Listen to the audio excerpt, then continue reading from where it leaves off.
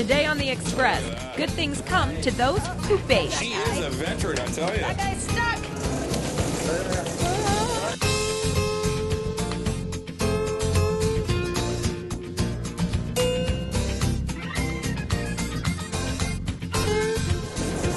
On today's show. Oh, they're nice and big. BC's very own prawn stars. Get your prawn on. Everyone get your prawn on. It really doesn't take a lot to get started in fishing, right? What do you need exactly? Barry's Bait and Tackle in Richmond. Got a nice pink one here.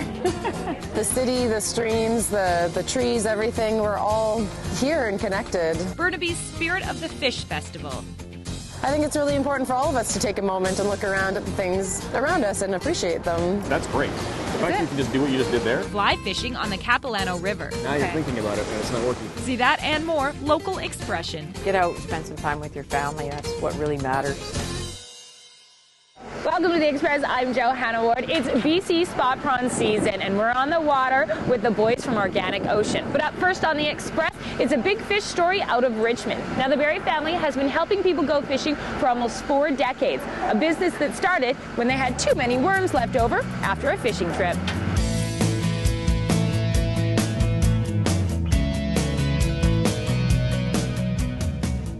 Did your parents both love fishing? Yeah. Yeah. Well, there's Mom hoisting one by herself. When it comes to fishing, who better to do it with than your family? That was their first boat ride here when we were very little.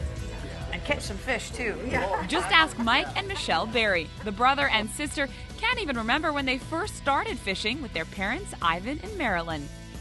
I used to fish with my dad all the time. I basically learned everything from him. Your parents went fishing on their honeymoon? Yep, so she knew what she was getting into. I'm not sure if she caught all those fish. Ivan and Marilyn's love of fishing produced Barry's Bait and Tackle. And to think it all started with these. It all came from some worms that were left over on a fishing trip. Decided to put a sign out on the side of the road to sell some worms. He sold out within a day or two, So we were selling them out of our basement. and it just built from there, in the back of a garage to what you see here now. Michelle and Mike went from selling worms to running the store. As soon as we graduated from high school, we were pulled into the fold, and we've both been here ever since. And that's Dad and Len, who was originally a customer who became part of the family, basically. We've got some down this end here. Fishing was my passion, and I would come in buy my bait and tackle from Ivan. Ivan made Len a partner in the business, and he's been here for 29 years. Just like a mom and dad, took me under his wing. So he's basically seen everything evolve as well. He's more or less like a brother to me. So you picking up your freshwaters? Yeah. And Everyone here fishes. They love to fish. It's kind of like going to Cheers. You come here for so many years. People know who you are. If you come into Barry's Bait and Tackle, you'll see all three and their staff hard at work. And if you want to learn how to fish, this is the place to get your feet wet. It really doesn't take a lot to get started in fishing, right? What do you need exactly? you're going to need a rod, you're going to need a reel, you're going to need some line, maybe a little tackle box. You're going to need some lures, maybe some bait, and just a place to go. So whether it's t-shirts, Shirts for guys like to fish for sturgeon. waders, So we do have pink waders. or a good rod you're looking for, I've got a nice pink one here. the crew here will set you up because they want you to love fishing as much as they do. Get out and spend some time with your family. That's what really matters in life, to go do things together. I'm Bianca Salterbeck in Richmond for The Express. Now, if you want to try to learn to fish, but you don't want to commit to buying a license, on Father's Day weekend, you can fish anywhere in BC without one. You can find out more at the website. Now, they say there's 2 types of fishermen, those who fish for sport, those who fish for fish. But we on The Express know there's a 3rd type, those who fish for a better future. We put a lot of love into our prawns. A lot of love.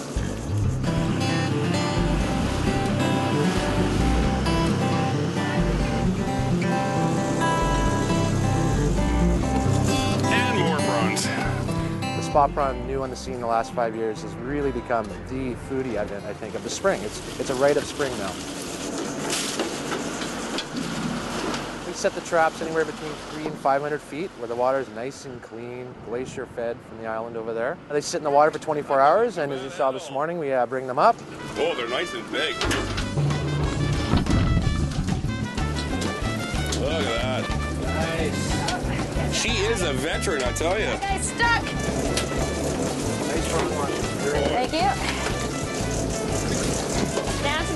speed up though, right? Faster!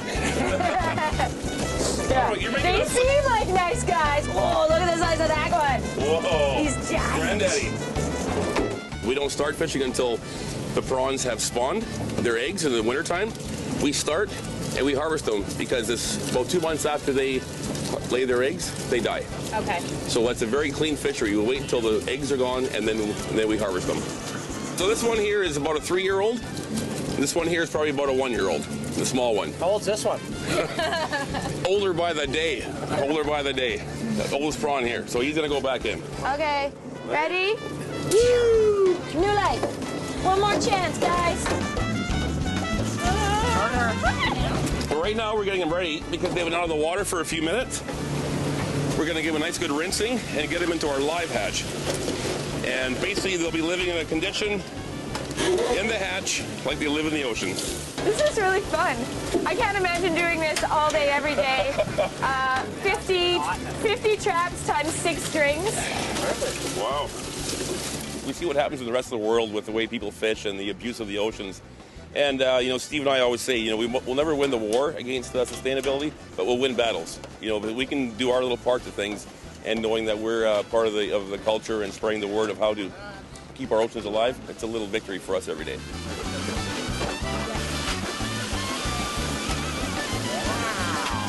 Get your prawn on.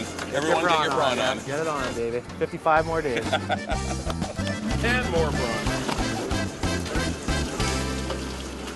BC Spot Prawn season continues for about 4 to 6 weeks, and you can buy your catch right from Frank and Steve on the docks of Fisherman's Wharf every day about 1 o'clock. Now, I don't know if you're going to see any spot prawns or starfish in our next story, but you will meet a group of people who are celebrating the spirit of the fish at a festival in Burnaby. Rain couldn't put a damper on the Spirit Fish Festival. Our big thing is getting people to realize that anything they do in their backyards flows into a creek somewhere, flows into streams, and affects habitat, affects us.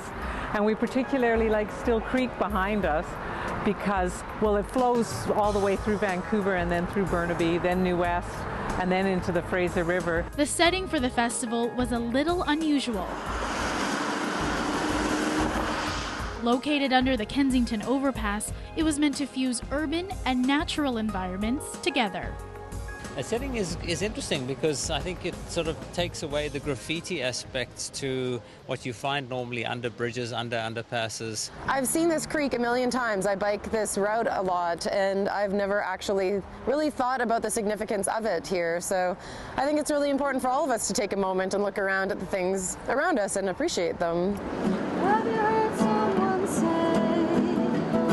Festival goers weren't only entertained by Still Creek. Youth performers entertained on the bridge deck. We also have some youth stilt walkers that have been learning various stilt movements. We have some live musicians performing music. Artwork created using mud from the riverbank lined the concrete pillars. It was a festival for all ages. The Spirit Fish Festival served as a reminder for everyone.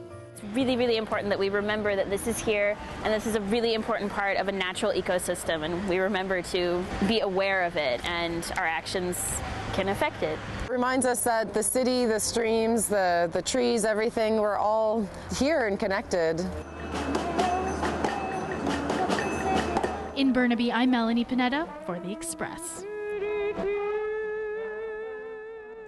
The Still Moon Arts Society has another fun event coming up this summer. It's a performance camp complete with stilt walking, shadow puppets, and costume design.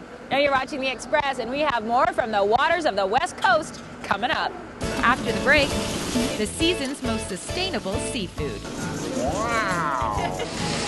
They import from all over the world and distribute to restaurants and retailers throughout BC. Western Canada's largest seafood distributor. Look what I caught at Albion Fishery. You're watching local TV on The Express.